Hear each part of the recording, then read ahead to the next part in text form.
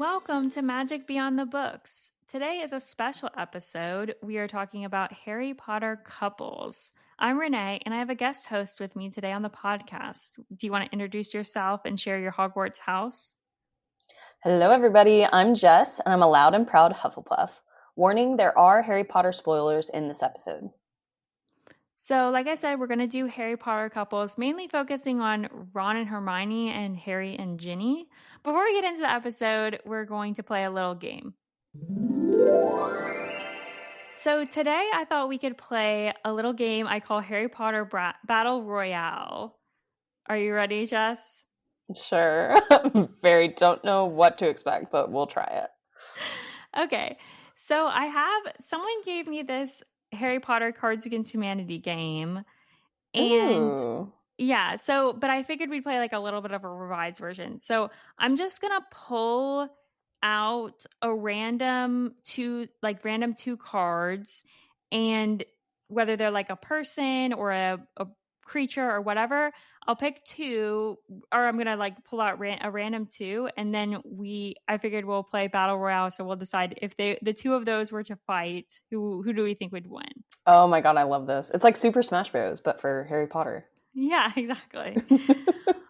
All right, so the first one is a werewolf. So just in general, not a specific person. Okay. Versus Tonks. Well, okay. And you're saying this was like randomly shuffled. I'm literally, I just am pulling this out of you can see this. Like I'm just pulling out of here. Yeah. Okay, like who would hold up like against each other in an actual fight? Yes, this is like fight, like they're battling. I know this is Werewolf and Tonks, but it's not romantic. Okay. Yeah. Okay, so I would say Tonks in this situation, because she is a trained Auror. We don't give her enough credit for that. Mm-hmm. I know she's a little young, but I still think she could hold her own against... I mean, now, if there were a group of werewolves and she was alone, who knows? But she is a trained Auror. She's a part of, like, the ministry. She's been trained. I think she could hold her own. Who knows if she could actually, like, maybe she could, like, contain it until she gets help or something.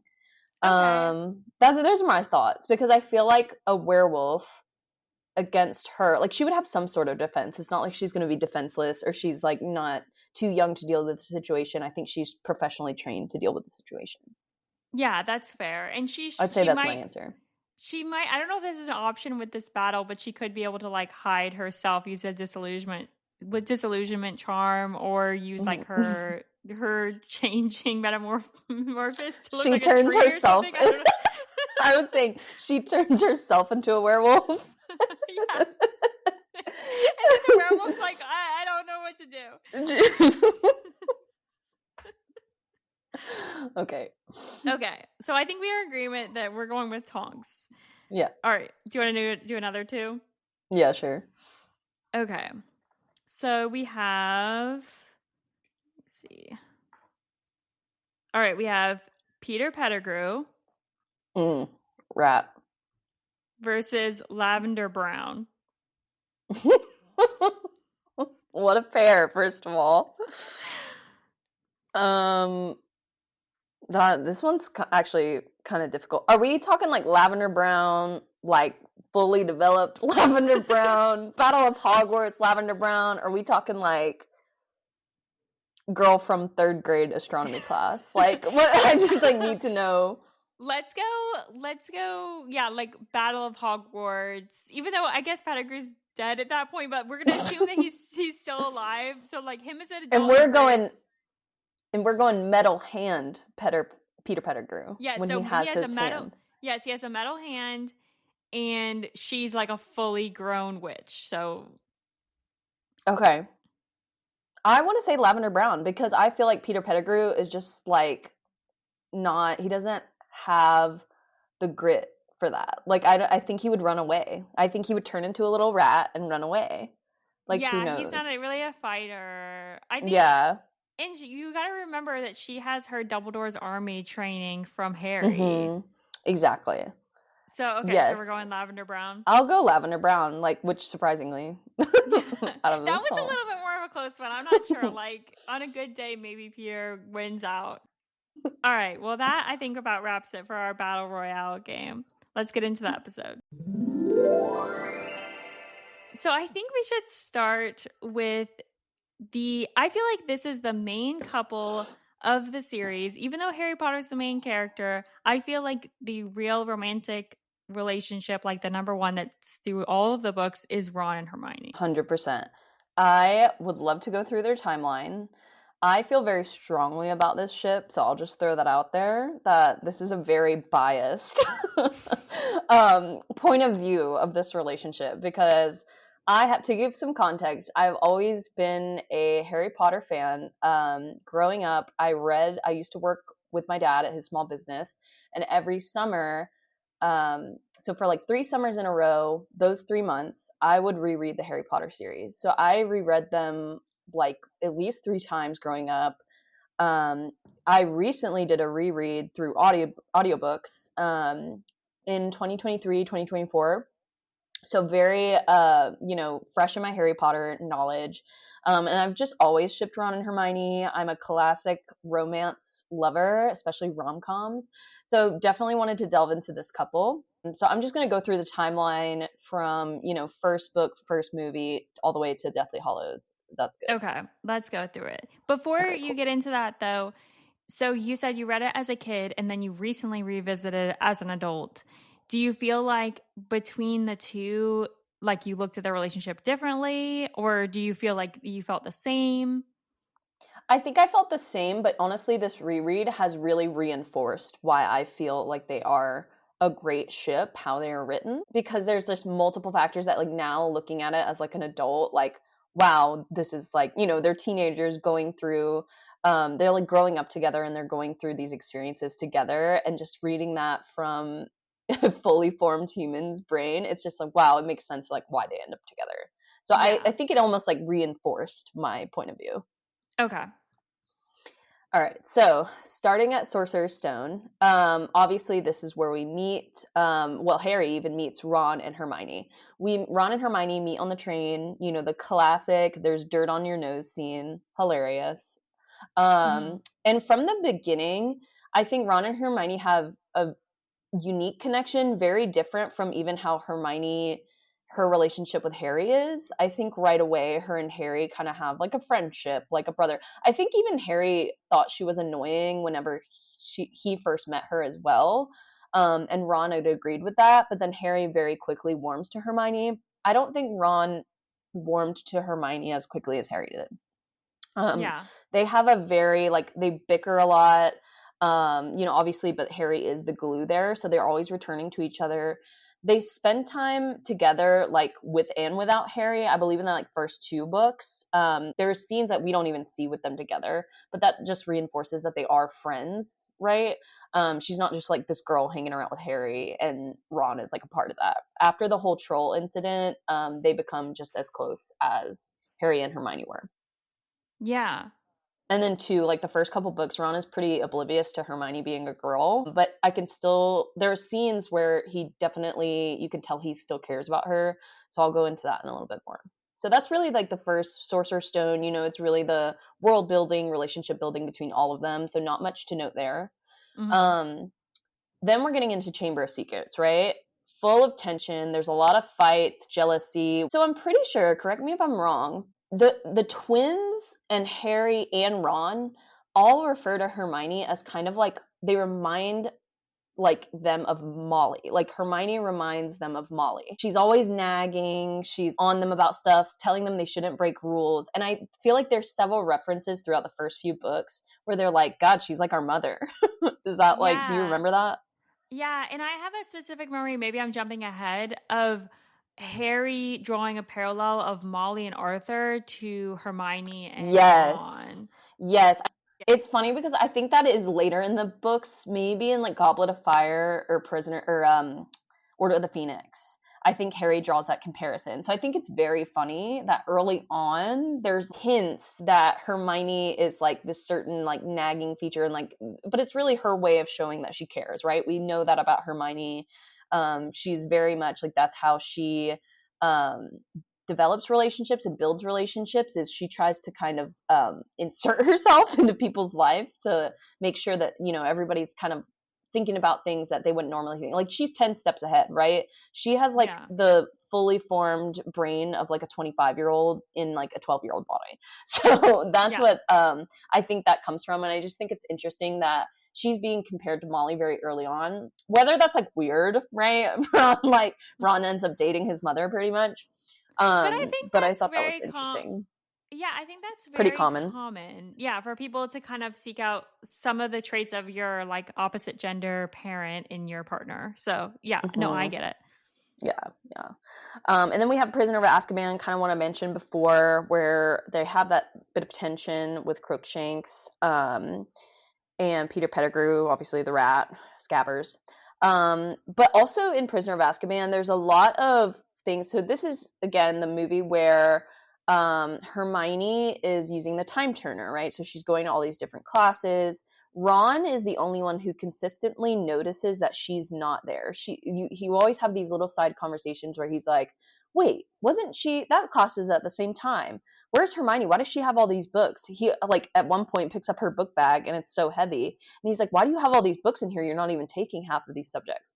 So he's really like obsessing over her class schedule, her eating habits, showing attention he doesn't really like show to many other people. So I think this is where we're starting to see that Ron is paying a special amount of attention to Hermione that we haven't really seen before.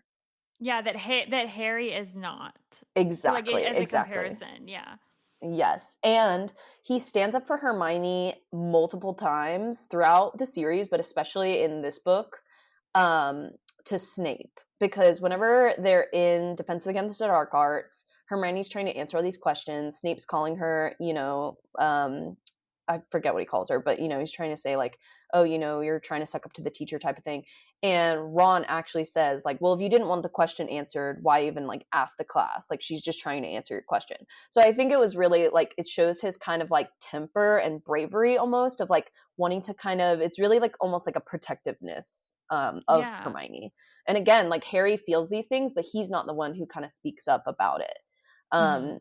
It's Ron doing that for Hermione's sake. I know Harry has some scenes with Snape, but specifically, like, to defend Hermione, Ron's always the first to do that.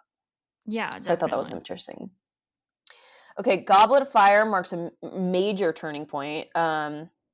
Really cute scenes like throughout. So just gonna harp on one because I like I remember reading this in the book and I was like, ooh, there's some romance starting here. So there's a scene where Ron is about to go play his first Quidditch game, and Okay. he's really nervous. They're at breakfast, and Hermione's like wishing all of them good luck. So I actually have it written out. It says, "Good luck, Ron," said Hermione, standing on tiptoe and kissing him on the cheek.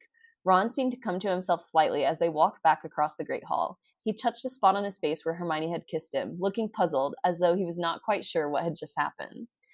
Please note, she does not give Harry a kiss on the cheek. She gives Yeah. Ron a quick little peck on the cheek, and he is literally like, "What just happened?" And I think he's also in this phase of like, he inherently cares for her more. He has the protective, but this is the part where I think Ron gets kind of confused about his feelings. Like, he's like, "Why was that such a big deal? Her kissing me on the cheek?" He was like, "Oh, that felt interesting." I think this is where Ron starts to realize maybe I do have feelings for Hermione. Was this scene. And then obviously we have the whole Victor Crumb showing a special interest in Hermione. We'll get into that a little bit later, but I think, um, yeah, I think a lot of people point to that as being when Ron starts to have feelings for her, but I'm on your camp where I think he has feelings earlier. Maybe he doesn't fully realize them. yes, exactly. And I think Victor Crumb is a pivotal character in their relationship. Like, I think that needed to happen because it is where Ron finally like does realize, like, okay, this is different than how Harry feels for Hermione. I mean, we Hmm. know Ron doesn't know that, but we can understand that, like, okay, Victor Crumb coming in and his reaction to Victor Crumb and Hermione really solidifies, like, okay, there's a crush here, there's something happening between these two, something is developing. So this is in Goblet of Fire. Yeah. Order of the Phoenix, from what I remember, the only thing that really stood out to me is Ron giving Hermione perfume for Christmas.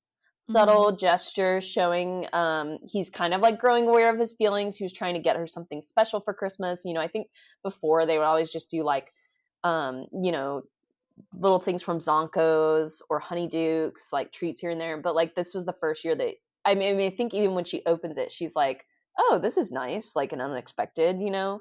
That's all I could really remember from Order of the Phoenix. So, do you think of like anything else I mean, I between think them? I don't know if there's stuff that's explicitly said, but like we know that they're at the Order of the Phoenix before Harry is, and they're Mm-hmm. together alone without Harry and spending a lot of time together. So, Yes. I feel like and they're the ones that kind of like, there's times when Harry's apart from them in that book, and then they're talking, and then like Harry comes in and notice they've already talked about something or whatnot. So I feel like there's stuff that's not necessarily said, but happening there, if that Mm-hmm. makes sense. Yes, yes, that jogs my memory because I think Harry, this in this book, he is dealing with his kind of like PTSD trauma from the whole Triwizard Tournament.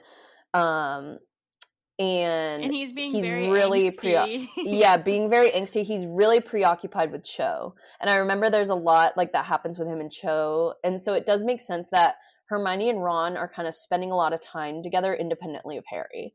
And Mhm. they're having more of the time for this relationship to build, but we don't necessarily see it. So this is reminding me about how when Hermione was giving Harry advice about Cho, I feel like she makes some sort of comment like, "Oh, Harry's like, "Oh, I don't know anything about girls." And then she's like, "Oh, you're better than like Ron, like you're better at picking up signals." And I feel like that was kind of about like that she's giving Ron signals and he's not like catching them kind of. Yeah, very well could be. Yeah. And then even just how I mean Hermione did see Ron try to like, ask girls to the Yule Ball and all of this. So she did witness like Ron is not the best with girls.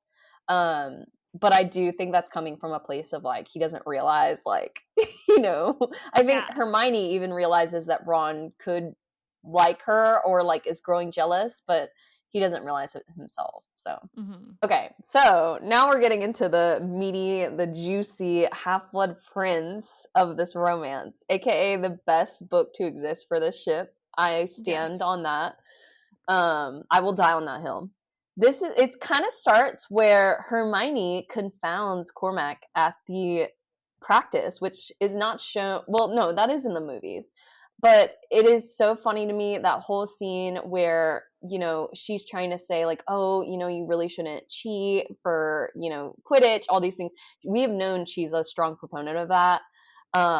And so Hermione confounding Cormac at practice so Ron can get the keeper position, I think was so just like a small, sweet, subtle gesture that like Hermione likes Ron so much that she will like break rules for him, which we know Yeah, that's Hermione big is for a rule. her. It's Yeah. huge. It is huge. Like she's even a prefect. So for her to do that is a pretty big deal. So we even see at the beginning of Half-Blood Prince, they have a really strong, like they're coming off high from that Order of the Phoenix. They were spending all this time together. Oh yeah, they were Hermione cares deeply prefects for him. together. I forgot about that too. Yep. Yeah, so that's And another like which thing. exactly, which I think is such a strategic. Like I think Dumbledore did that on purpose. Oh my Um, gosh, that's a strong take, but I agree with you. I think there's something. Do you think Dumbledore's here like, yes. oh, gotta like get these couples together? Yeah. Well, first of all, we know Dumbledore is like just knows Yeah. all the time. He can predict things. We've always like I knew you guys have talked about that on the pod. So I do think he clocked it. I mean, also this is reinforced when he gives the Deluminator to Ron. He knows that Ron will need it to find his way back to Hermione at some point when they have a fight or when he gets too hot-headed. I think Yeah. that Dumbledore, that was the main reason. We start to get a little bit of tension. This is whenever Harry and Ron find Ginny kissing Dean somewhere in the castle. Oh yes, yeah. Love And this scene. yes, this is like because I love this scene because All it's the giving ships. Yeah. yes, it's all the ships because Harry realizes when he sees Ginny and Dean kissing, he's like, I don't like that. This is different than how I felt when Hermione and Crumb. I think he even like has an inner monologue about how he's like, this is different than how I've felt about this situation before.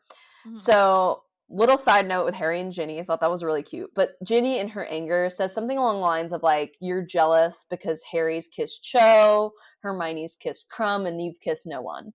So Mhm. Ron's then spiraling after this argument with Ginny, and I think he like turns to Harry even and asks like, "Do you think Hermione really did kiss Crumb?" And Harry is just kind of silent, and Mhm. because he knows, like he thinks like, yes, they most definitely did. And Ron just like storms off and is so upset because of the situation, right? Mhm. So um after that, we have the whole, I think, okay, I might be getting this timeline wrong, so very for like Harry Potter shippers, don't get mad at me if this is the wrong timeline. But I think right after this, right? So Ron is like inherently upset at Hermione because of that whole incident, Mhm. and she gets confused when they're in, I believe it's like herbology, um, where they are, in class, and she's confused because they've had this great relationship so far. All of a sudden, Ron's mad at her, and she has no idea. And this Mhm. is around the time where they're supposed to invite people to Slughorn's Christmas party. So they're in Mhm. class and they're arguing, and Hermione is like, "Oh, well, we were allowed to bring guests to this party. And I was going to ask you, but if you had rather I not and ask someone else, I guess not, like, or whatever, I won't bother asking you." So they have this Mhm. whole argument in class. Harry's in the middle of it, wishing he wasn't there. And Ron says, "No, I'd rather you like not bring anybody else." Like, so it was him kind of saying, "Actually, I do want to go with you." So basically, they have an argument and they end up planning to go to the Christmas party together. That was like Mhm. the end of that. But then Yeah. obviously the whole, Ron does great in Quidditch. Then Lavender Brown comes in the picture and they make out. And it's this whole thing where Ron is now in a relationship with Lavender. And this is where Ron and Hermione kind of have like a breaking off of their friendship. Yeah. It is also one of the first, I remember around Christmas, I think it's the first Christmas they have not spent together in a long time. Mhm. Yeah. And Ron is like visibly upset, or like he's kind of like upset and he doesn't really like know why. He's like kind of down in the dumps the whole time at Christmas. And I think it's because him and Hermione aren't talking. Yeah. Then we have the Hermione scene in the hospital, where in the movies, I will give credit to the movies here because they spend a lot more. Um, it's much more dramatic in the movies, I'd say. In the books, this is very subtle. He does say Hermione's name in his sleep, but it's kind of like a little blurb, and no one really, like, Lavender doesn't burst in. It's not this whole Yeah. scene. So I think it's very subtle. And then, fast forward to when Lavender and Ron break up. They're kind of, Hermione and Ron are on better terms. Dumbledore passes. They're at his funeral. Ron's comforting her. So I think throughout this whole book, it's like miscommunication, insecurity, and neither of them really feeling confident of their feelings to really like act on it, to really say Mhm. stuff to each other. Because also too, I think that they're don't want to damage their friendship and they don't want to alienate Harry. So that's kind of a theme like while they're in school. Mhm. Um, so in Deathly Hollows, their connection is very strong. Obviously, they have to lean on each other through this hardship. We see Ron very sweet at the beginning of the book, reading 12 fail-safe ways to charm witches. So Mhm. Ron complimenting Hermione on wedding decorations when she's like able to put up good stuff. He's like, "Oh, you have an eye for that sort of thing," and she's kind of like flattered but confused. They're holding hands in their sleep. There is the cellar and shell cottage scene. I would love to talk about this a little bit more. This is a scene that I absolutely hated in the movies because they did not do justice to Ron. In the books, when they're in the cellar in Malfoy Manor, just to clarify for everybody, when Hermione's up getting tortured by Bellatrix, Ron is in the basement. He is sobbing. He's screaming. He's banging on the walls. And he's just going, "Hermione, Hermione." He's trying to get her Hermione. And it really, that is the part that just like, I remember reading the books. Every time I read them, it just breaks my heart. Because he is so in the mind of trying to save Hermione. He's like out of his mind. He like can't do anything but focus on trying to get her out of there. Harry even tries to calm him down at one point and he can't. So Harry has to kind of figure it out himself because Ron's so beside himself trying to get her to Hermione. And then when they break out of the cellar, they're trying to put this plan together with Dobby about how to strategically grab her, and Ron just can't stand it. He just yells no, and he like runs to try to get Hermione out of this room. So all like hell breaks loose, chaos unfolds. And I just think it was such a sweet show of love from Ron, that he just like cannot stand Hermione being tortured in any sort of way. He really cares for her. He can't imagine her dying. So he would like risk his life to save her. So I think that's the pivotal moment of like, wow, Ron is all in on Hermione. We know it. Like they're together, that sort of thing. Because even when they get to Shell Cottage, he pays extra attention to her. He helps her get out of bed to go to Dobby's funeral. He's very attentive from that point forward, because I think he had a wake up call. Like, I can't live without her. But we have the kiss. Amazing. Not much to say here, but we knew it was all coming. Very slow burn. Happens near the end of the book during the Battle of Hogwarts. It's years of built up tension, love rooted in deep friendship. I think all of these themes coming to a head. So overall, their romance is realistic, which is, first of all, I think is the best type of ship, is where it's, love is not all sunshines and roses like most rom-com books will have you believe. It's Yeah. realistic, right? They are friends. They fought like heavily. They even like that was like the beginning of their relationship. It's imperfect. They're constantly trying to like do things for each other, but then it backfires, or they're constantly jealous of each other, doing things with other people. So I think it is imperfect, but they are grounded in mutual respect and also shared history, because it's like, they became friends to fighting the world together, saving the world together, to lovers eventually. So I just think it's the perfect arc of, they can endure from friendship to conflict, chaos, war, and then come out at the other end stronger for it. Yeah, and obviously the epilogue, like, they're married and have kids and everything, that kinda wraps up Yes. them. Yeah, I mean, Hmm. I'll say I am a Ron and Hermione shipper for sure, so I'm gonna be kind of biased, but I'll try to, like, play both sides.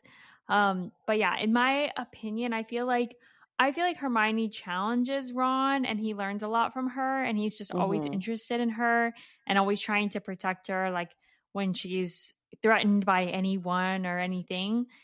And I think like Ron kind of softens Hermione and helps her be a little bit less like rigid with the rules Hmm. and stuff like that. And I feel like they're a good balance for each other.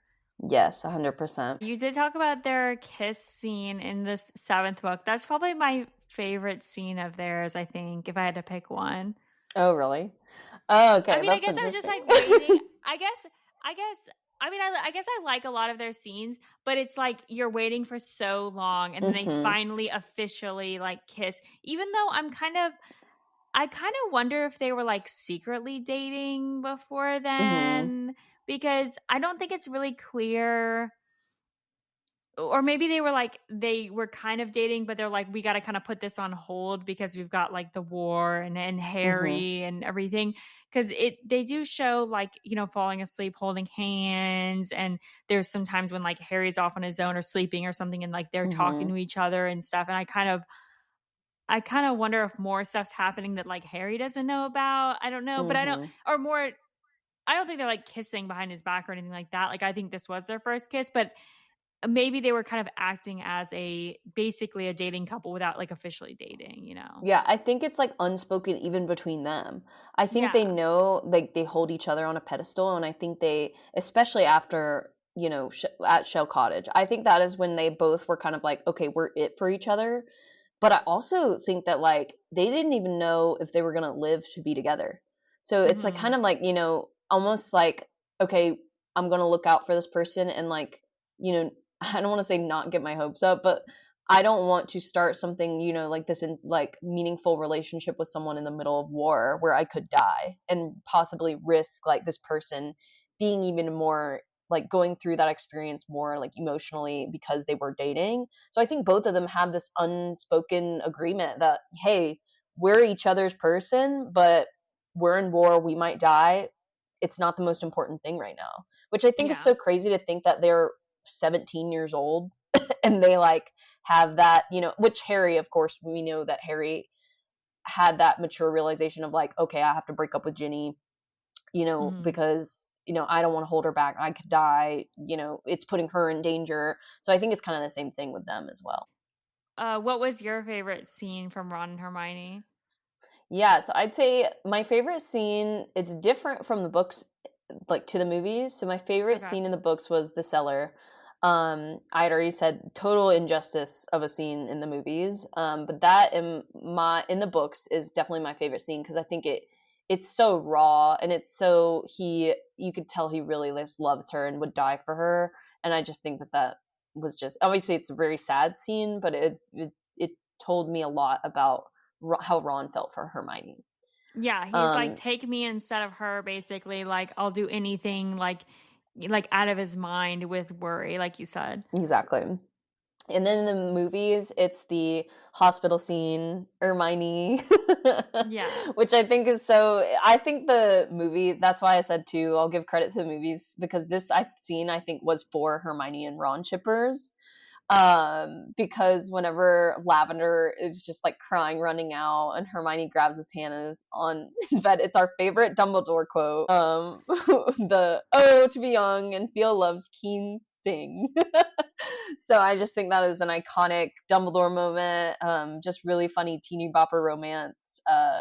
Just fun little thing that they did. Yeah. Do you want to talk, segueing from that, do you want to talk more about like the movies versus the books portrayal of them? Yeah, yeah, for sure. I would say the movies do not do them justice. Ron, okay, even like separately as characters, Ron is way funnier in the books. I think he has way better lines. Hmm. And he's much louder. He's even a bit more annoying in the books to me. But I think it really shows like his consistent theme to me is loyalty. He fights with his family, but he's loyal to them. He would do anything for his family, right? Him and Harry even have tiffs, but he's loyal to a fault. So I think overarching theme for Ron and his like redeeming character almost is his loyalty. And Hermione in the books is much more emotional, I will say. She's really bad under pressure. Hmm. So several scenes where they're fighting, it's kind of Harry has more instinct than she does, and she's kind of like I think she has such a catalog in her brain of every book she's read that could help in this situation. It's like she's Yeah. almost not really great under pressure. We don't see that as much in the movies. I think in the movies she comes off as very confident, very like boss lady, which is good. But I think in the books, Hermione is much more self conscious almost of herself, and like she's kind of oh I stick out like a sore thumb because of my hair and because I'm so smart and not many people like me. I think she had a lot more insecurities in the book that they didn't really portray in the movies. Um, and just tons more scenes in the books than the movies. So I just feel like the books are the better representation of Ron and Hermione's relationship. Yeah, I agree. I think you get so much more in the books. And I think I will say, I think their relationship was portrayed better than maybe some other ones. Like, pretty Hmm. much every other couple, I think we don't get a ton of. And like Harry and Ginny, I think they really botched in the Oh, a hundred movies. percent, yeah. So I'll say, like, if I'm comparing against like Harry and Ginny, I think the movie did a better job. But to your point, I don't think they did a great job. And like you said with Hermione, like they didn't have Spew, they didn't have her blackmailing Rita Skeeter. Like they had so much Hmm. stuff that they left out. Yeah, and the whole like spew was such a like big thing. I feel like in Hermione and Ron's relationship, that's the whole reason that in the books she ends up kissing him when he mentions like we should save the house elves is because it's like she completely like changed Ron in that like Yeah. instance, right? She could change his point of view to like think of house elves because before whenever she started spew, he was like, "Oh, what do you mean they love it? That's like the reason they're there. That's the reason they're like a thing." And she's like, "What do you mean? No, they're not. They're their own independent people." So I just think that's also just so sweet that like we really see a lot of growth in that comment from Ron, and the fact that he thought of it and Hermione didn't. I think that's why she was so moved by that and wanted to kiss him. So. Yeah, yeah, and that's the thing too. Like the kiss is one of my favorite, my favorite scene, or one of my favorite scenes, because you finally get them like officially together, and I think they do Mhm. more justice in the books than in the movies. But I do think the movies that like their kiss, they still did like a nice big like kiss moment for Mhm. them, and they had it in the Chamber of Secrets in the movies, and they had it like in the books. Harry's there for their kiss, but in the movies, like Mhm. they're kind of by themselves. So I think it makes it a little bit like more intimate in some ways. Yeah. I watched some behind the scenes for like this kiss scene and like the actors interviewing about it. Mhm. And so I think this goes to like Ron and Hermione as a couple. This is not about the kiss scene, but just in general. Emma Watson said, who plays Hermione, I always thought that Hermione and Ron would be together, always. I always thought that she had a crush on on Ron from the very beginning. So that's Hmm. like her, you know, going into her performance from the beginning, she's thinking that like her and Ron are always going to be together and Mm-hmm. like putting that into the performance, which I feel like wasn't the case for Harry and Ginny, for an example. Like they Mm-hmm. didn't know that those characters, so like they weren't really acting in that way. Yeah. That's so interesting. I feel like even like Emma Watson like is Hermione. She just like knows. Yeah, she knows, She's right? clever enough to figure it out. And then her thoughts on the kiss scene from Chamber of Secrets, she said when she was going into like acting in the scene, you know, she like she said she like tried to become Hermione, like take herself out of it, and it's not like, oh, me and Rupert that I've known forever, like this is Hermione. And this was like her thought. She said, if we're gonna die tonight, the one thing I actually want to do is kiss you.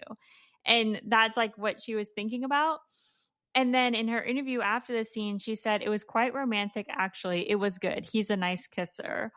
And in the behind the scenes, they're like laughing and they're having trouble keeping a straight face. And I feel like it was very cute. I feel like watching some of the behind the scenes, like, yeah, it's kind Mm-hmm. of awkward, but it was like giggly awkward and like very Mm-hmm. cute. You know, we'll get to Harry and Ginny, but that was awkward in a like, it you could hear a pin drop. It's very quiet. It just everyone seems very Mm-hmm. uncomfortable. So for Yeah. so for comparison, I think they knew, or at least Emma Watson knew, and the fans knew, like this is the big couple. Like they're meant to be together. I feel. Yes, uh-huh. And that kind of goes into like I think playing into if we're gonna go into like tropes. They to me are friends to lovers obviously is the main one, right? Yeah. But Mhm. in a way, they are enemies to lovers. Like Yeah, a I little bit. believe like a little bit of that because there is the constant bickering, the fighting, the like, Ron thought she was annoying at first and then he's getting jealous and he loves her. So I just love that it's kind of like a friends to lovers, but also an enemies to lovers, and definitely like a slow burn. Yes, definitely a slow burn. I wrote kind of like maybe it goes with the enemies to lovers and like opposites attract a little bit. Not, Hmm. I don't think there's like opposites, but like, you know, different personalities, right? Yes, it's like a And then complementing.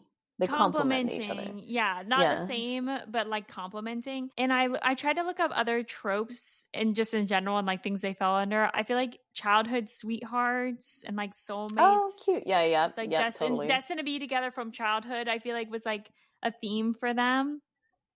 Hmm.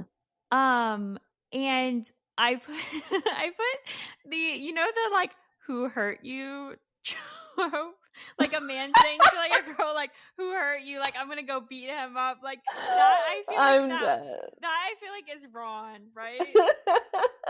It's like the jealousy and the protectiveness. It's like that together. Yeah, that's hilarious. Yes, because like you said, like he gets detention from Snape multiple times for defending her. Hmm. And there's just so many examples. Even I was like trying to find other, like I was trying to find other because there's obvious answers, but and examples to some of these things that we're talking about. But then there's some things you kind of forget about. Like for example, when when they go to the Muggle world after Bill and Fleur's wedding, there's people catcalling Hermione, and then Ron's like Hmm. trying to fight those random Muggle Yes. catcallers. Yeah. I honestly forgot about that. That's so cute. Do we want to do other potential matches? Yeah, let's talk about other potential matches for the two of them. Okay. So starting with Hermione's, okay, I kind of have a list we're gonna go through. So Harry, I know a lot of people are Harry Hermione shippers, and I would just like to say I do not think those people should be trusted. Throwing that out there. I do not think they know how to read a room. So if you are a Harry and Hermione shipper, please fight me on this. Um, he's like a brother to her. I think it's always been that way. It's like very clear they have never been the same way that Ron and Hermione have been. I think their relationships are very much separate. Ron pays way much more attention to Hermione than Harry does. I think like when stuff happens with Hermione and another guy, Ron reacts way differently. So it's just like even just comparing Harry and Ron, how they like respond to situations concerning Hermione is just like 10 times different. Now, not to say that Harry does not care for Hermione. I think it's just much more in a brotherly way. He is a little protective of her, but definitely not as much as like the level to what Ron takes it. It's always been like a brother sister relationship to me, and that's what it is, canon. I wrote down some quotes from the book about Harry, Harry's internal dialogue about Hermione, right? Mhm. Harry liked Hermione very much, but she just wasn't the same as Ron. There was much less laughter and a lot more hanging out around the library when Hermione was your best friend. That was from, I think, the third book or the second book, like when they were not talking to Ron or something. And I definitely think that's a good example. And then book 7, when Ron leaves for a short period, I think this is the moment where I felt like more than ever, it was so obviously clear that Harry and Hermione were not meant to be Mhm. together, because it was just a lot of silence and a lot of like here's some direct quotes from the book. So Ron leaves. Harry stood quiet and still and silent, listening to her sobbing and calling Ron's name amongst the trees. Talking about Hermione. After a few minutes, she returned, her sopping hair plastered to her face. He's gone. He's disapparated. She threw herself into a chair, curled up, and started to cry. And then he talks about the next morning. He and Hermione ate breakfast in silence. Hermione's eyes were puffy and red. She looked as if she had not slept. And then they like this is like going on for days of just like them not really talking much when it's just the two of them. Mhm. He says sometimes at night when she thought he was sleeping, he would hear her crying. And they were spending many evenings in near silence. And Hermione took to bringing out Phineas Nigellus's portrait and propping it up on a chair as though he might fill part of the gaping hole left by Ron's departure. Oh.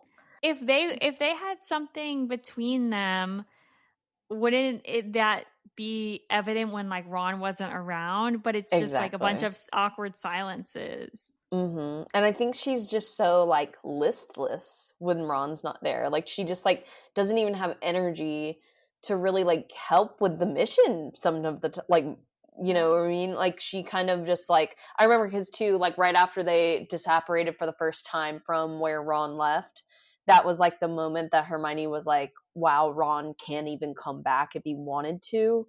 And I know when they got to their new destination, she immediately drops Harry's hand. So again, she's trying to not prolong like moments with them together, and she Mhm. just goes and sits on a rock and starts crying. And so Harry is the one that has to start do the protective spells around them and stuff like that. So I think it's like it shows that even like Ron leaving has affected her so much that she's not even on her A game when they're like being hunted, right? She's like, screw it, like let people come and find us. What does it matter? Ron's not here, you know?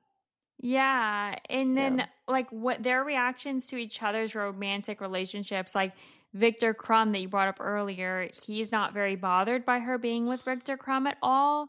Hmm. And when Harry is starting to like Ginny, Hermione takes note of that. And specifically when Ginny and Harry have their first kiss, he sees Hermione and it says she was beaming. And Mm. like she makes a point to tell him when Ginny breaks up with Dean and stuff. So like she's always, encouraging him in Cho. So she's very much like that friend that's like encouraging him and not bothered at all when he's dating other people. And then same thing the other way Hmm. around. So I feel like that Hmm. takes out the romance like Exactly. possibility. But should we talk about the dancing in the movies with Harry and Mm. Hermione? Just like I think it was the directors trying to like I mean, I feel like it was a choice because the director like they wanted to make it clear that Harry and Hermione couldn't work. Like it was like a Oh, okay. oh, like that's what I think the point of it was. What do you think?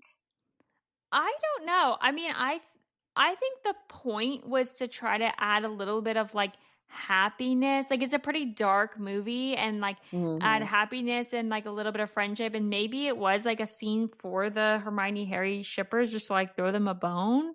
But I don't know. For me, I just don't like that scene. I kind of wish they would have cut it because, like I just described, like that's not how it was in the books. It was very awkward, very silent, like her crying all the time. And so them like laughing and dancing just felt a little bit like Mhm. weird to me. I don't know, like forced. Well, yeah, I Yeah. think it's also just, like, a strong reflection of, like, the theme of, like, Harry's life and, like, the book that, like, even when he has these glimpses, these moments, there's always that overhang. There's always that, like, bigger mission that you have to come back to in the end. So I just think too, it could have been, like, a storytelling, like, foreshadowing type of thing. Device, Um, yeah. yeah. I I know you always laugh at me when I have my little director Renee, where I like say if I was if I was Yeah, okay, so if you were a director, you would completely cut the scene, but what else? yes, if I was directing this, director Renee, I would cut this scene and I would my way of showing that would be I would like to see Harry and Ginny's relationship told more in flashbacks in the seventh like movie or whatever you Hmm. I think it'd be interesting if they had like Harry like dreaming and like remembering, like being on the Hogwarts ground with Ginny, or even like a made up dream where he's on the Hogwarts grounds with Ginny and talking about what's going on or something. And then him waking up from that dream and being in the tent and it's all dark and you're back to reality and like it's tough and you don't know where the Horcruxes are and stuff like that. I think Mhm. that would be my way of showing like the good and the good memories and like having good moments Mhm. and the stark reality of like where they are now. Okay, let me ask director Renee this question. Clearly, okay, you're saying that we would see Ginny and Harry's relationship through the flashbacks. But is that like have we seen those scenes in like the 6th movie? Have you also directed the 6th movie? Mhm. There's moments even in the books where Harry talks about like he's reminiscing on like times he spent on the grounds with Ginny or times playing Quidditch with Ginny or whatever. Like, in that small portion where they're dating, we don't really get Mhm. like those scenes really fully played out. So I think how you could bring back this scene that's like supposed to be a memory from that time that we did Mhm. not see in that book and then bring it as like a dream memory or Yes. flashback or I get whatever. you. Yeah. Yeah. That's kinda what I'm thinking because you just don't have a lot of time in the Mhm. 6th and, like, especially when, like, they have all the Horcrux hunting and Dumbledore dying and stuff like that. Yeah, with all the Horcrux hunting and the like saving the world and Dumbledore Yeah. dying, there's just not room for romance. There's not room for the teeny bopper romance that we all want. And, the last movie is, like, so dark that I feel like you could add those little pockets to give, like, a little bit of a Mhm. break, yeah. That's Yeah. director Renee, but let's get back to Yeah. Ron and Hermione. So I think the next most obvious potential other option for Hermione would be Crumb. Mhm. Yes. Obviously it's like kind of like her first crush question mark, first like romantic person. There is I would like to address a language barrier, obviously. He calls Mhm. her Hermione, I think is his name for Yeah. Hermione. He cannot pronounce her name, so obviously not great. Um, there is a considerable age gap. Well, considerable on whose terms, but when we are in Goblet of Fire, Crumb is 18. Like I believe because he's like a year older than the actual. Because like to enter the Triwizard Tournament, you have to be 17. I believe they mentioned that Crumb turns 18 a couple months like after he enters the tournament. So he's like fully like 18. In Muggle world, he's a legal adult at 18, and Hermione is 15. So it's just a lot when you're that young. Obviously, if you're like in your 20s, whatever, you're older, it doesn't really matter. But I just think that it's kind of weird that Crumb is 18 and he's interested in this 15-year-old girl. Yeah, the age gap on paper, I think is does seem very weird. When they're describing their relationship in the book, it doesn't seem like anything sinister or weird. Like it seems like Mhm. he's shy and awkward and he's interested in her and I think she likes the attention from Crumb, and obviously they keep like a pen pal relationship Mhm. afterwards. But I don't. She describes him as being unattractive at one point, and I don't. He invites her to Bulgaria to visit him, and she never does. So Mhm. I don't know. I think that the interest was more on his side than Mhm. hers. Yes, yeah. I think she wasn't very attracted to him. I didn't She doesn't care at all about Quidditch. She couldn't even be interested for an international Quidditch star. What could she be interested for? Or who could she And wait, actually, who could she be interested for? Interesting. Whose games did she come to? Who did she like rig the tryouts so he could make the Quidditch team? Let's think about this, right? So I think Yeah. it's even like, wow, Victor Crumb is like an international Quidditch star, best Quidditch player, whatever, and she wasn't even like that interested in Quidditch at the point in time. But then when Ron gets interested in Quidditch, gets on the team, she's much more invested. She comes to the games, that sort of thing. So that's my thoughts Yeah. on Victor Crumb. I don't think they're very well matched. I think he is like pining after Hermione, and she's like just not into it. Yeah, I think that he's more interested, but I think at the time maybe she likes the attention, and I think he was good for the plot and like needed to happen and needed to get her to like, kiss Hmm. someone and like get a little bit out there, but not like end game. Exactly. Um, Next one, Fred, which I don't even know where this comes from. I know you have thoughts on this, so I'll let you share most of the details about this, but I just like cannot see this. I Fred and know Hermione. What? I know there's some people that think of this. I think that Fred would be a potential option. And they show some scenes where he's like, she's trying to crack down on the rules as a prefect and he's trying to bend them when they're like trying to test out their Weasley's wizard wheezes on students. And Hmm. and then she's like, oh, I called your mom and I'm gonna like I'm gonna tell your mom. And then he's like, you wouldn't. And I feel like there's a little bit of tension there. I don't ship them. I still like her and Ron. I feel like if Ron for some reason was like out of the picture, like if Ron couldn't exist for some reason in the Harry Potter books, Fred would have been a good option because like Well, it's like the rule breaker and the like and the goody two shoes girl. Like I think there's a story there. I just don't see it. But more power to you if that's your ship. Like, I just don't. That's definitely not canon, and I just feel like there's not enough there to like really see it. But that's just me. Okay. Um, and the last one I do want to talk about is Draco. So if people do ship Hermione and Draco, I get it because it's like a Romeo and Juliet dynamic. It's kind of like they're not supposed to be together. I Why? What?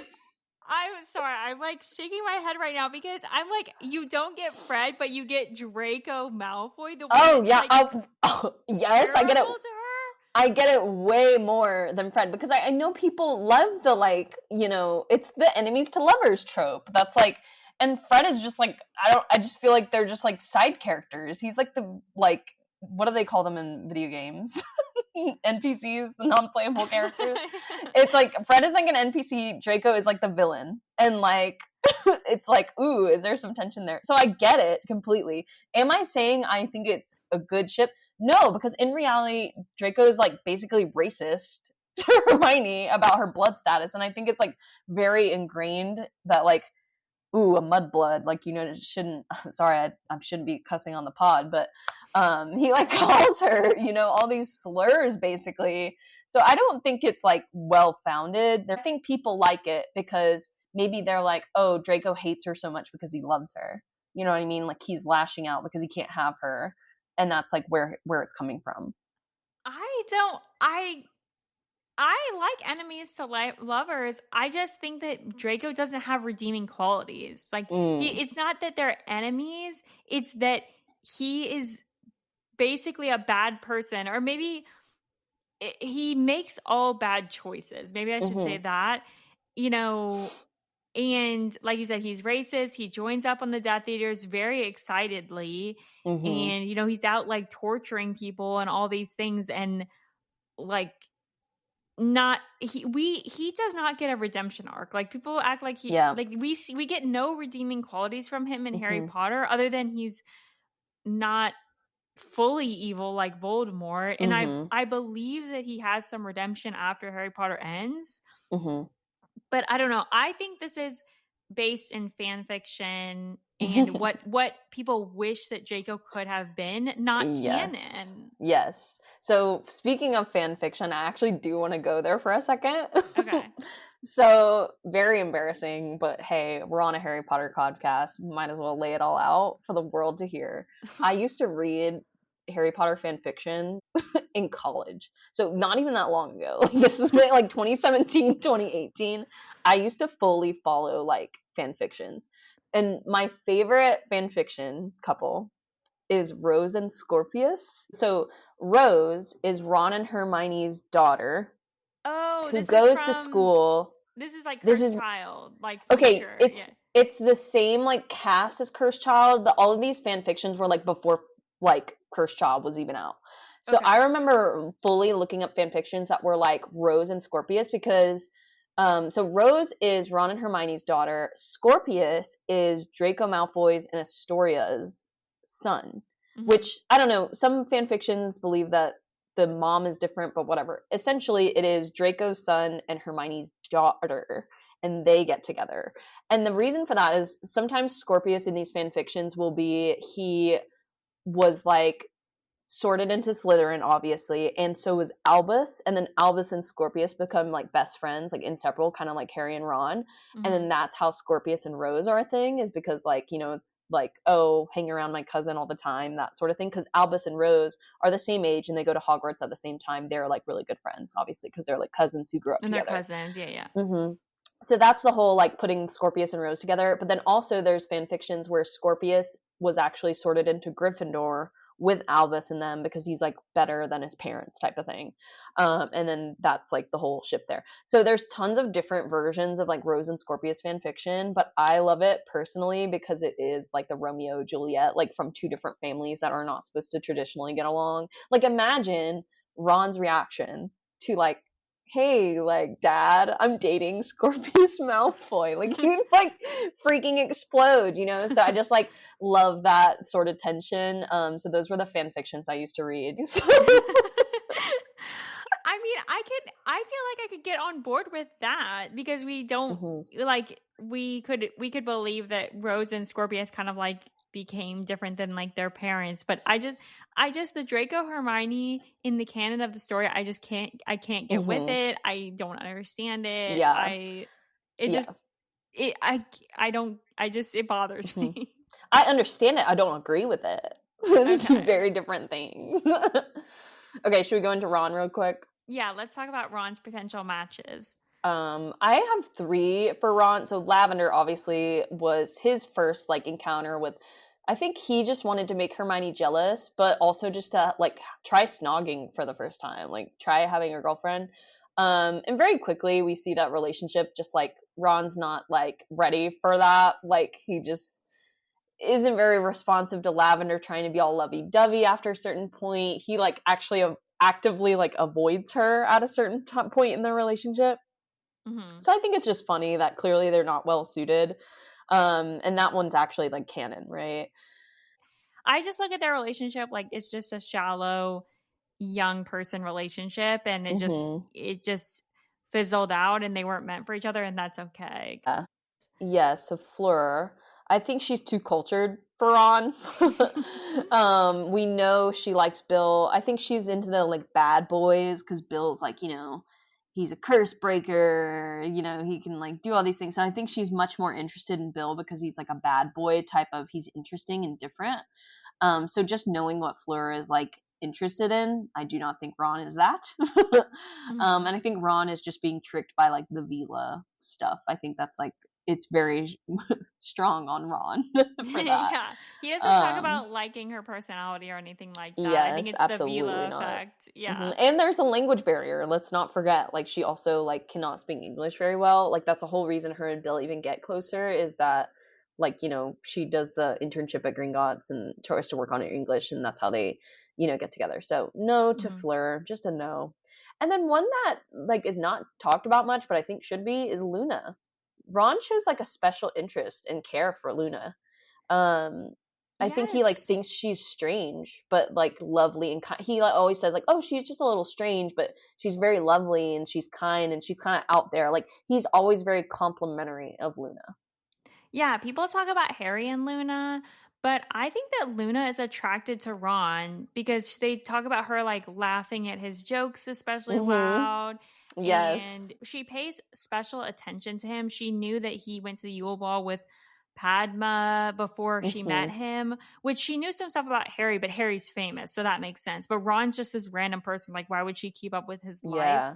That's a good So point. I never realized that because she does. She laughs like louder as his jokes and stuff. I remember that. They have like an interesting little dynamic, Luna and Ron. yeah, so I think that Luna might like find Ron cute but they're not exactly compatible, but yeah, Hmm. I can kind of see that. Yeah, and Luna ends up with Neville in the movies. The whole like Neville's like my love for her. I have to tell her whatever. But Yeah, in I the kind of hate that. books, yeah, in the book, she actually ends up with Rolf Scamander, which is the grandson of Newt Scamander, and Neville ends up with Hannah Abbott. Luna and Rolf are both magizoologists and they travel the world together and that makes sense to me for her character. Yeah, I think obviously they're much better suited. So I tried to look up again, I'm not a Ron and Hermione hater, but I tried to look up people that don't like them together. Why don't they like them together? Hmm. And these were kind of the common themes. So I saw one is that they fight too much and it's not a healthy relationship. Like they have bad communication. What are your thoughts on that? I'm sorry. No healthy relationship has like absolutely no fighting. I think that that's like even when you're like even friends fight, right? Like I think a healthy amount of it really matters how you come out of it. And I think Ron and Hermione have stood the test of time that like every single time they'll have blowout arguments where they don't talk for months and months and months, but they still care enough about each other to end up back together. End up like, they like he literally is so upset that he leaves them on the hunt in the seventh book and he is fighting tooth and nail to get back to them. Like literally his toenail or his whatever was ripped off, his fingernail was ripped off like because of these snatchers and he was trying to get to them. He doesn't end up going home. He goes to Bill and Fleur so he can try to figure out how to get back to them. Like I just think that they are so like even though that they fight, which every couple does, it is how they come back together that really matters. So I think that that's just like those people who say that have never like been in a healthy relationship. Yeah. I think that there's no right amount of fighting for every relationship. I think depending on the relationship, you might like quote unquote fight more, Hmm. but that is your way of communicating. Like it depends, like Molly and Arthur have a different relationship than Lily and James. Hmm. And but that doesn't mean that like cuz one maybe fights more the other or like talks to each other differently like it's bad. So we should say the Yes. same thing for the other relationships. Yeah. One thing is people say they don't have anything in common or that Harry's their only thing that they have in common. They don't have anything to talk about when Harry's not with them. Hmm. I feel like I can get it because it's like really she's like a bookie nerd, whatever, and he's like into Quidditch. He's very much like Harry. I can get it, like that argument, but I just still don't agree. I think like you don't have to always have the same interests to have a healthy and good relationship with someone. I think if anything, kind of like how you were saying before, how Ron really like helps Hermione be a little bit goofy, like let loose on the rules, like you have to bend stuff, like rules are there to be bent, that sort of thing. And Hermione kind of guides Ron when he needs a guiding hand. And I think if you have too much similarities in a relationship, that could also like kind of like it's almost like just like what's the difference between a friendship and a relationship, right? A relationship, I think you're constantly trying to better the other person or complement the other person, and that's why I think Ron and Hermione do. They don't necessarily have to have the same interests, but they have the same want to like better the other person. Yeah.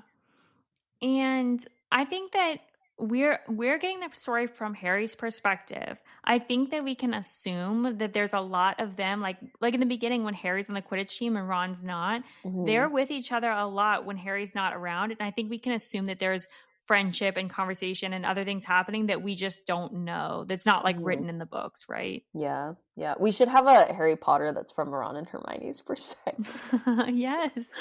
Okay, and then some people said Ron in the talking more about like their future past Harry Potter when they're married that Ron would be jealous of Hermione's successes or be kind of like her being successful in the ministry, he would have problems with that, which I think Ooh. is weird because he never has a problem with her successes throughout all of the Harry Potter books. Yeah. I mean, I could see him maybe becoming like self-conscious of himself, like, oh, she's like amazing, like she could be the minister of magic, and like, who am I type of thing, because we know historically Ron has confidence issues, and that comes from like his family dynamic where he's like the last son, and Ginny was the last like sibling, but she's the girl, so it's like everybody like treats special attention to her. So in reality, Ron is the one that's like the most looked over in his family traditionally, and that's like what he has a lot of like issues with that, right?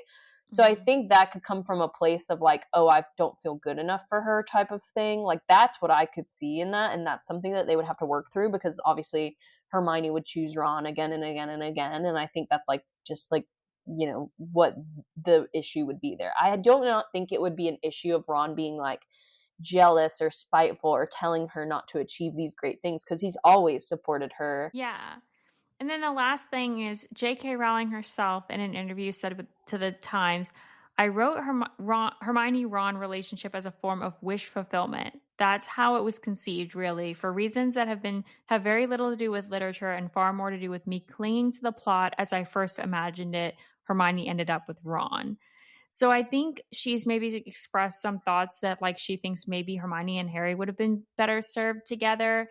And I'll just jump in with my initial thought is that of this is I feel like when you're someone who creates anything, let's say you're an author, you're like a content creator, whatever, and you read through or watch it a million times over, you're going to have a different opinion. And you're going to, like, if you revisit it later, you're going to be like, oh, I should have done this. I should do this. I should change that. Mm-hmm.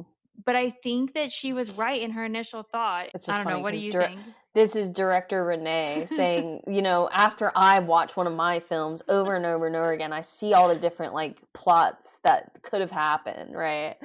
No, I just think it's so funny. I think that too. I don't know. Obviously, like, I don't really know what J.K. Rowling was thinking from the get go, like where she even knew it was going to take it. Because it sounds like she had always planned for Ron and Hermione to be together. She maybe thought of alternate endings, but decided to stick with Ron and Hermione. I think that was the right choice because, too, any other, like, even if, like, by the third or fourth book, she decided to pivot, I think it would have been there's not enough plot to be able to stick someone else in there for it to be great. Even with Ginny, right? Like which we're about to get into, but like Ginny is still there throughout, it starts with like her crush on Harry and it goes from there. So it's Hmm. like obviously we didn't see Harry and Ginny as a couple until later on because they both separately had started like had other interests, were dating other people, but then in the end they get together, but we still knew Ginny. We still knew her from the beginning, so I think if it was going to be another character, it would have to be someone we knew very well, maybe Fred, like kind of what you're saying, like someone who's very close to them in the sense that we still saw them from book one. I think that's the only Hmm. way that it could have really worked, but I just feel like because of all the reasons we've said, Hermione had no real other chemistry with anybody else that we've seen other than Ron. And the same thing with Ron. I feel like he maybe had other like interests here and there because he's a dumb boy and like likes anything that's pretty, Hmm. right? But Yeah. I think in reality he has never cared for a woman like he cares for Hermione. Definitely. I think that's a good Hmm. end to our discussion on them. Yeah. Going into Harry and Ginny. So, Harry and Ginny are my favorite couple from the books. And I think that it, to kind of like sum them up, I think Harry has a really rough life. We see like there's a lot of things that he has to, tough stuff that he has to handle. And the big things that he finds happiness and comfort in, I think, are the Weasleys and Quidditch. And the person that combines those two things is Ginny. Like she's known to be a great Quidditch player. She goes on to be a professional Quidditch player, and that makes him like officially part of the Weasley family. And being a part of that, and like he even makes a note like he has a lot of like positive feelings toward Molly as kind of like stepping in as a surrogate mom. And there's a point in the last book where he even mentions that Molly has like the same eyes as Ginny, which I thought was an interesting like Hmm. comparison. So just, yeah, I think like Ginny's tough and she's able to handle that. She's not crying all the time like Cho, Hmm. and she's able to handle like the toughness of his life and accept that there's these things, and like she comforts him and she's there for him when he needs someone. Hmm. Yeah, I totally agree. I think too, like the stuff that Harry really it's funny, it's almost like throughout the books we see what Harry doesn't like the Cho crying all the time. He cannot stand an emotional partner. I think he's talked about how like other girls will talk about like frilly things, like things like that. And Ginny is very like, oh, she likes Quidditch. Like, I think that Harry likes Ginny because too, she's also super funny, and he's like constantly, even from the beginning books, like before there's anything romantic there. Whenever Ginny like makes a joke, he's the first one to laugh at it. Like he always thinks like he is always on Ginny's side, like on any sort of situation that they're in, any comment that Ginny makes, he agrees with it. So I think too, he's just very much like they have very good compatibility, I'd say. Yeah. And if we're talking about the tropes that they fall under, definitely kind of like again with the friends to lovers a little bit, because they do have a very strong friendship before, especially as I get to the last books, and I can kind of go through that timeline. Hmm. And I put like they kind of have this like forbidden love a little bit with the whole like Yes. he's very like concerned about what Ron's gonna think, and it's the whole like best friend sister thing. Hmm. Yeah. And I also think if you're like a sports romance reader, this is kind of falls under that because a lot of their like all this love on the Quidditch pitch, like a lot of their their Oh my love god, the next film by director Renee. Love on the Quidditch pitch. for It's the all just flashbacks. for the podcast listeners, I've never directed anything, but but yes, it's Love on the Quidditch Pitch will be Renee's first film, and it's all flashbacks of Harry and Ginny. Oh, God. But yeah, so their timeline, Ginny and Harry, they meet for the first time at King's Cross Station in book 1 when Harry's about to go to school and she's kind of going with her family to drop off Ron and her brothers. And I think this is interesting. This also takes so Hermione and Ron meet on the train, and Harry and Ginny meet at King's Cross, and J.K. Rowling's parents met on a train from King's Cross. So it's interesting that she made the two big romantic relationships both meet like around the train and at King's Hmm. Cross. I thought that was kind of cool. Yeah, I never like I think I did know that about her parents actually from one of the previous pod episodes. But yeah, I think that's interesting. And she does that a lot where she kind of like takes a real experience that she had and kind of forms it into the storyline.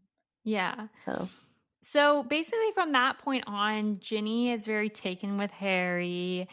And so I would say from like book 1 to 4, it's mostly just like Ginny kind of like looking at Harry from afar and thinking that he's attractive and kind of liking him, but not talking to him directly. Like she's very nervous. She's afraid to talk to in front of him, but she does make some efforts. She sends him a singing Valentine in book 2, and she gets it like makes him a get well card in book 3 when he falls off his broom. And there's some things back from him, not like romantic, but he gives her a full set of Lockhart books that he gets for free. He gives it to her and buys his own. And he obviously rescues her from, the Tom Riddle's Horcrux Basilisk mhm. situation. So, and he's always like friendly with her, and he kind of notes that she's like, nervous and stuff, but he's always nice about it. And but I feel like at this point, from like books 1 to some point in 4, he doesn't really know her Mhm. because she never talks around him. She's too nervous. She's not really showing her side. And they Yes. even make Yeah. a couple notes about this. Like Ron will say, it's so weird that she's not talking. She's normally so talkative. And then like later when she actually does start talking, he notes that she's talking to him for the first time, where she's actually like having a conversation. Yes, it's funny because I think it is what whenever Ginny becomes like I don't want to say uninterested in Harry because I think she's still interested in Harry the whole time, but I think when she kind of like gives up on it, where she's like, okay, he's never gonna see me as like a romantic partner, so I need to just kind of like explore and start dating other people. So it's like whenever she starts dating other guys like here and there throughout the years, she is able to be around Harry and just completely 100% be herself, and that is what endears Harry to her, is like he's finally getting to see like her unleashed personality because she's never like been that upfront with him because she's always thinking about how he'll perceive her. So when she kind of stops caring about that, she's able to open up and show her true self, and it's just so ironic and funny that it's like when she starts to be herself, that's when Harry takes notice. And that's even like right like reinforces why I think like Harry is a good match for Ginny, is because he does notice things about her that he hadn't before, and he's like, "Oh, wait, I like actually this is the ideal person for me, is like this person I've known but not really known this whole time." Yeah, definitely.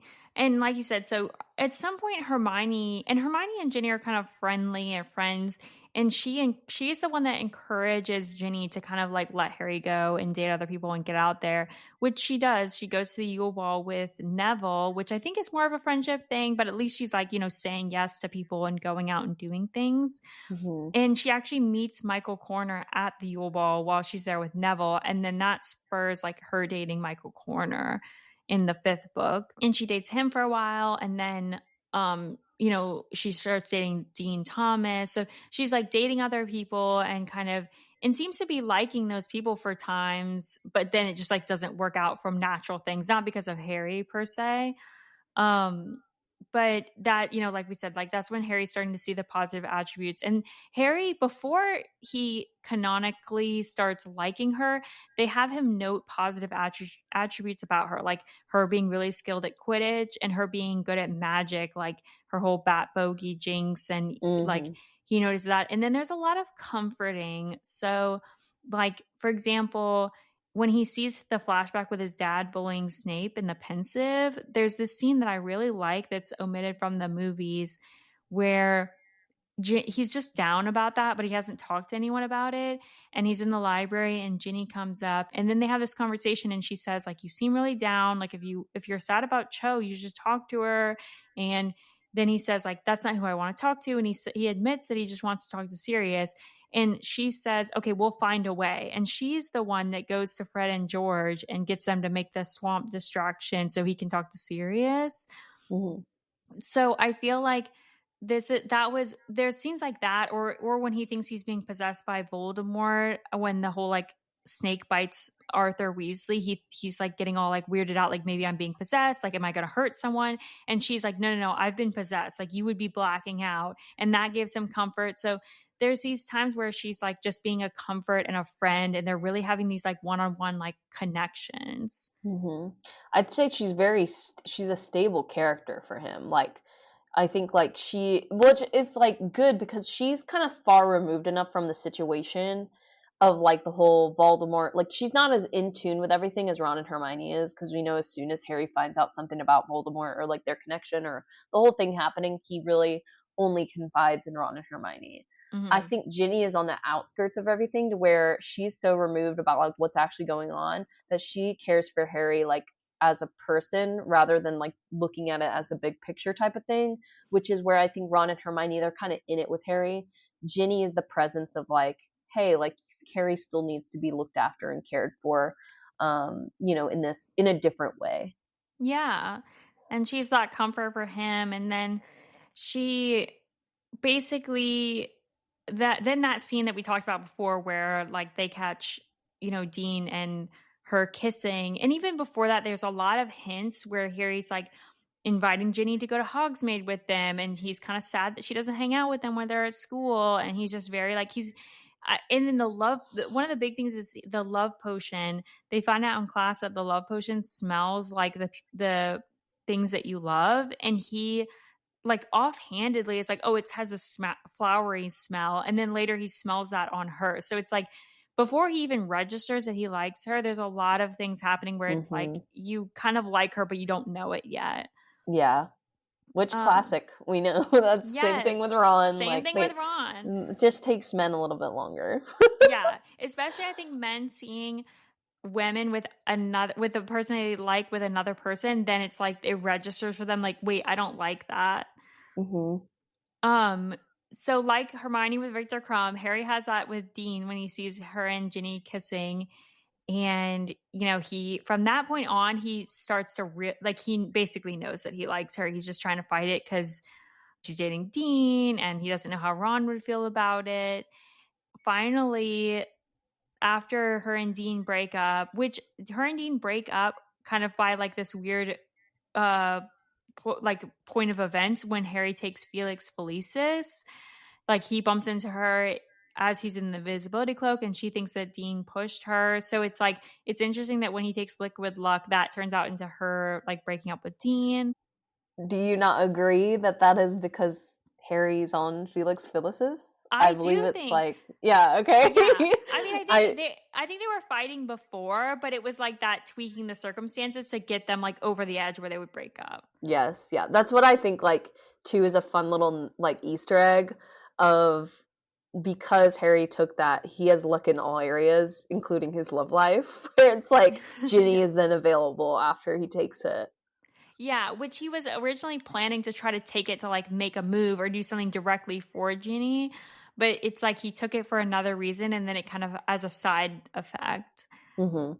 And then it's made very, very clear. So they start like he kisses her after they break up, her and Dean break up, and it's made very clear, you know, like they date and he's really, really happy, just happy in his life. I feel like this is like a peak for him.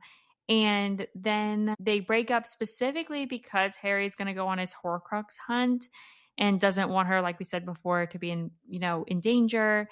And even when they're broken up, like there's a lot of like Harry thinking about Ginny, and they even kiss at a moment while they're like broken up. And Ginny tries to steal the sword of Gryffindor for Harry, seemingly while they're separated.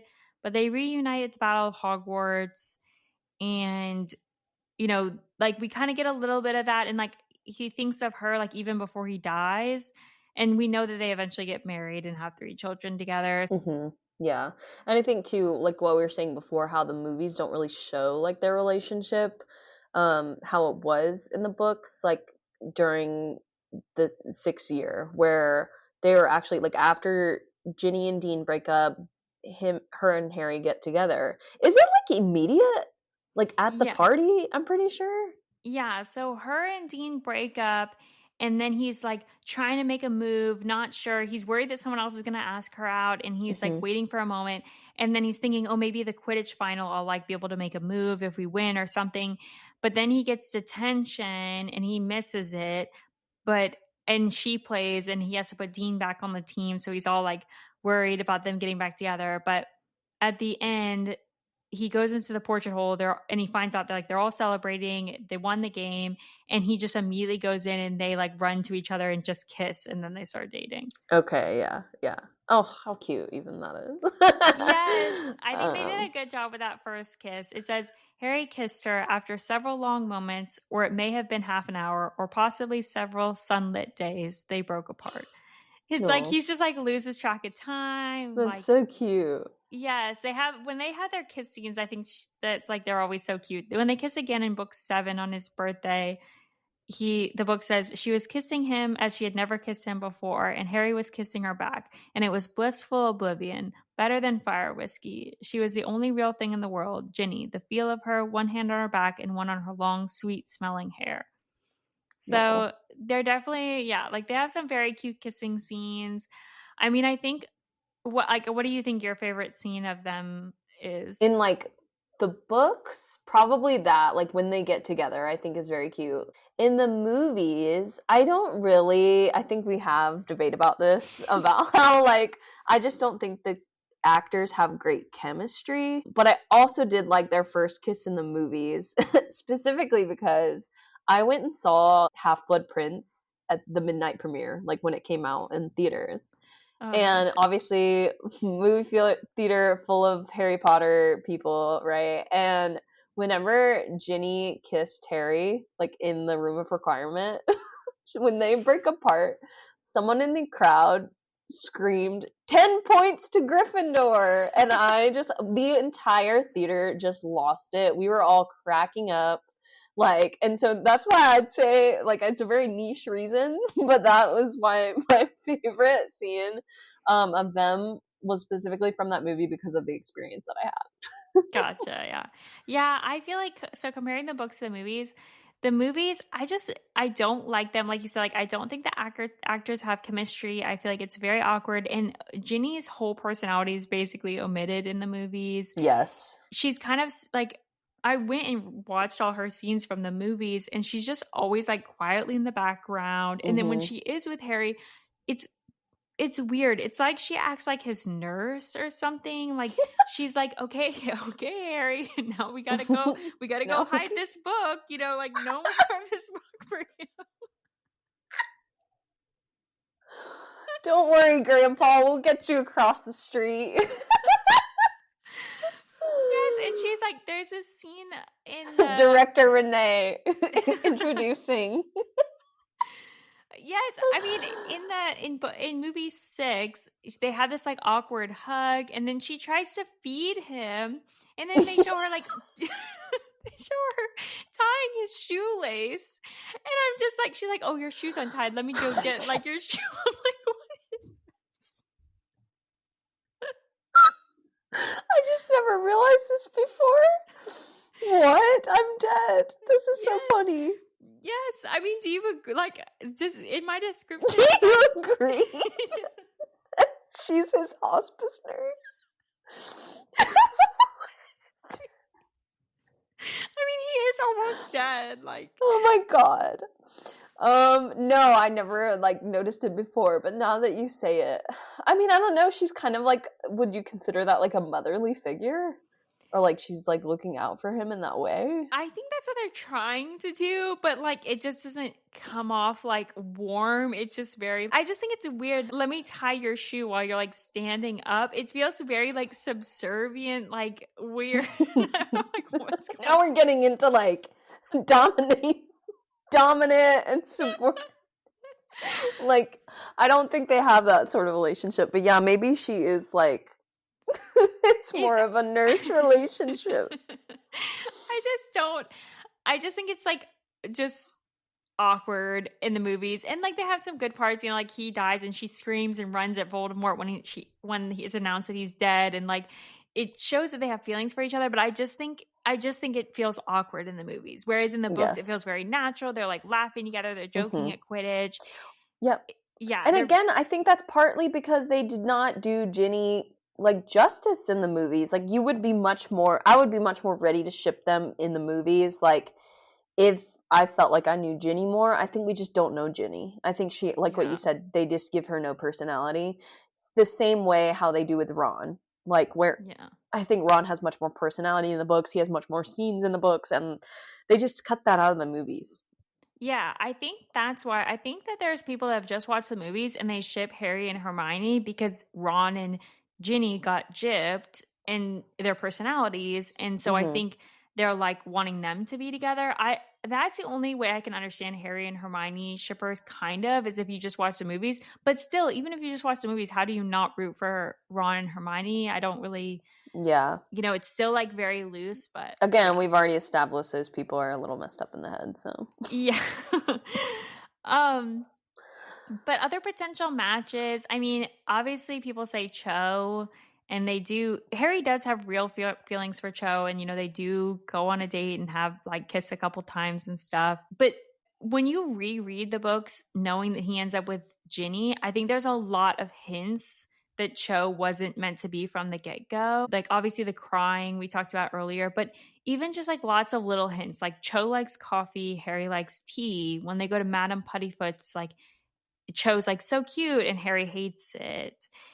And specifically, like the biggest thing is at the beginning of Harry and Cho's date, he sees Ginny practicing Quidditch with Ron and talks about how he wants to be there. And it says, Harry glimpsed Ron and Ginny skimming over the stands and felt a horrible pang that he was not up there with them. That's his thought as he's like going on a date with Cho. So yeah. And then Ginny catches the snitch instead of Cho and beats her at Quidditch, which Quidditch is like super important to Harry. So I feel like there's a lot of little little notes and reminders, like if you're paying attention, to be like, oh, this is not the right fit for him. Yeah.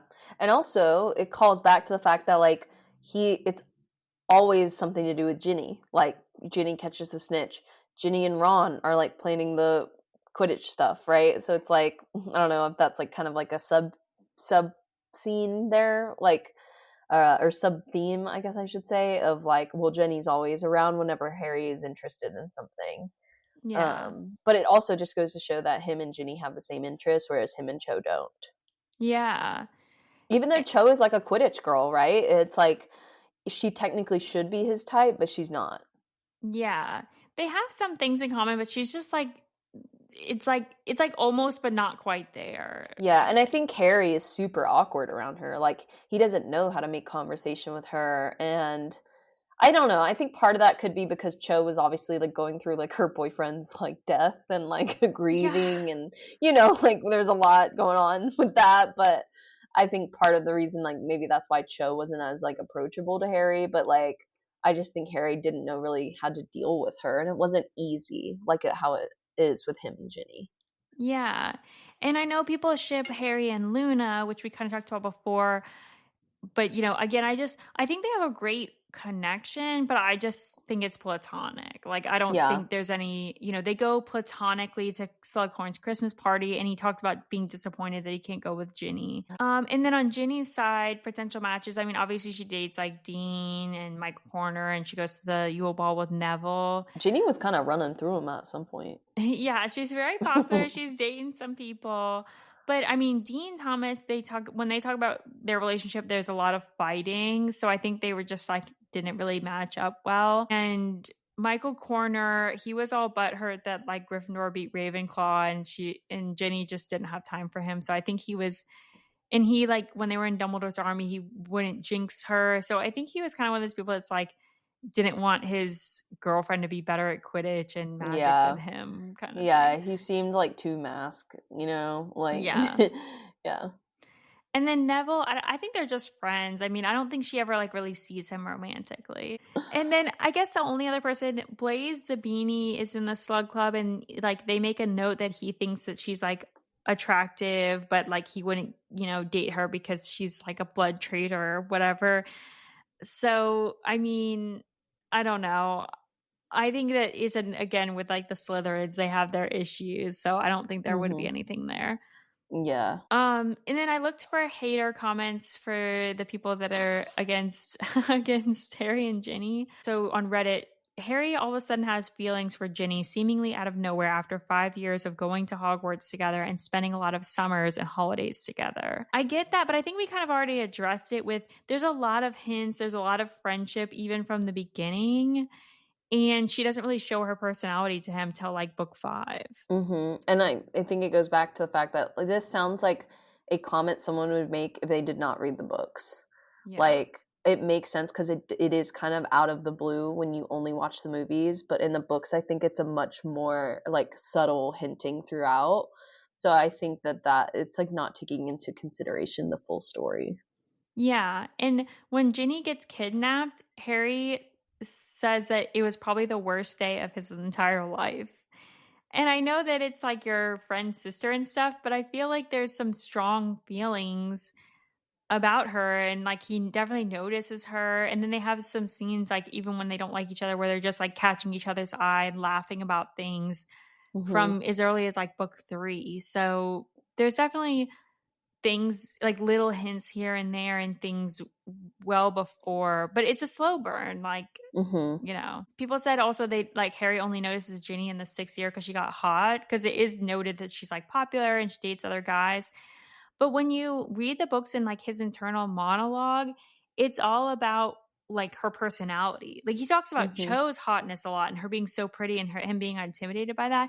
But when he's thinking about Ginny, it's not like, oh, she's so hot, she's so hot. It's like thinking about liking to be around her. Yeah, no, I agree. I think he likes her sense of humor and her kind of like that toughness, and I think a lot of it like contributes to how she grew up with like six brothers and like she's maybe a little bit more like she can handle herself well around guys, and I think that is more so like what draws him to her is that like, oh, she's different from every other girl. Like it's like that's what I think the attraction is there. I don't think it is like, I mean, obviously Ginny is known, like it's known that other people find Ginny attractive, and like Harry doesn't really see, I think because they were friends and it was Ron's sister, he never really thought of her that way.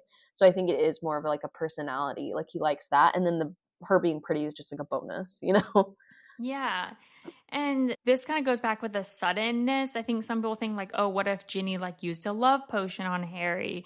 Because there's comments like Molly Weasley talks about like tells a story to Hermione and Ginny about making a love potion, and then they're seen looking at love potions at Weasley's Wizard Wheezes. But I feel like there's so many, it comes on so slow that the love potion thing doesn't make sense. Yeah, and I'm also like, okay, so you're telling me Ginny is slipping a love potion into Harry's drink like every morning? What do you mean? Like they date? Like that's like what? She ain't no Romilda Vane. Wow, wait, we Exactly. forgot about Romilda Vane. Are we Oh yeah. talking about... Yeah, no, she No, ain't no Harry's Romilda. not about the fangirls. Yeah, not about being roofied. Yeah.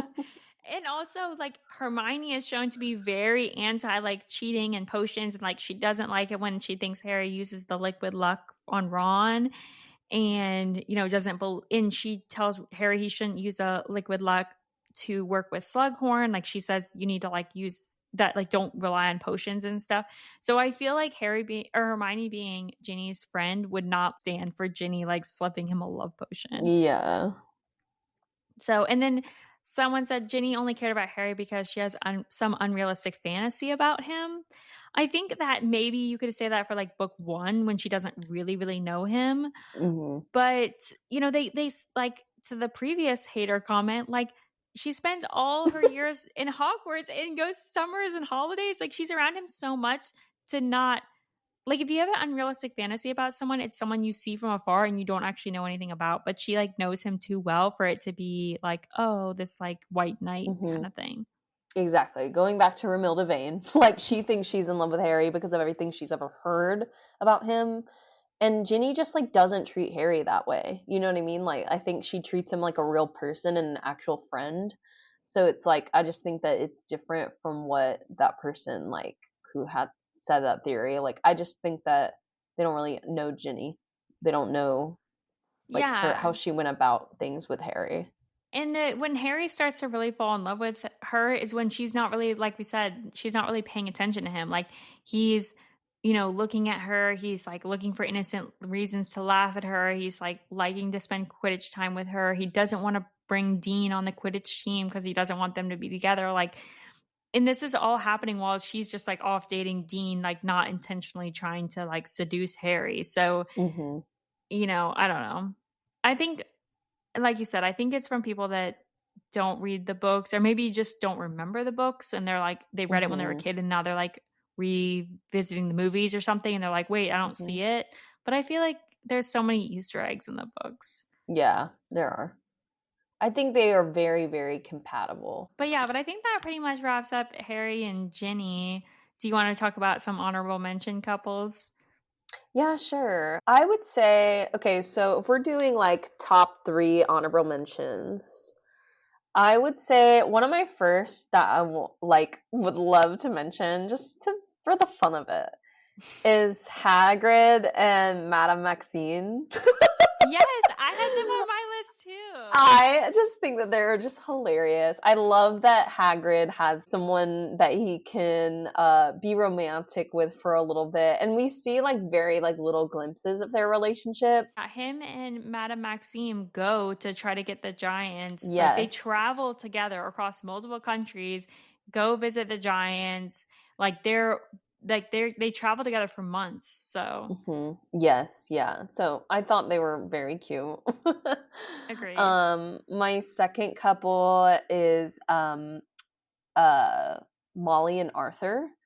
Just Okay. clearly because they have 7 children together. They've been together. I think like it said they did get married at like 17. They got married like really young because they love each other. They just remind me of those TV shows on like TLC of like the A Million Kids in the family. I just love them. I think they're cute. They bicker like an old couple because they are an old couple. It's really funny. There's a scene where Arthur's like, "Oh, what do you call me?" or whatever, or she's like, "Oh, what do you call me?" and he like I forget their nickname for each other, but it's just so funny because it's like this intimate little like moment, and then there's other people in the room that get like super uncomfortable. So I think that's funny. Yeah, I think they're soulmates. They're meant for each other. I put them as my number one, like honorable mention Yeah, couple. And I had cute. Hagrid and Maxime as my number 3. Yes. I would say my third is probably Bellatrix and Voldemort. Interesting, because she's married to Very. someone else.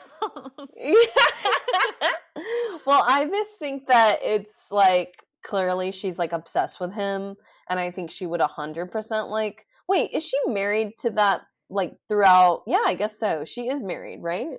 Yeah, Rodolphus Lestrange is her husband, and she's Okay. married. Yeah, and they both go to prison and everything. Yeah.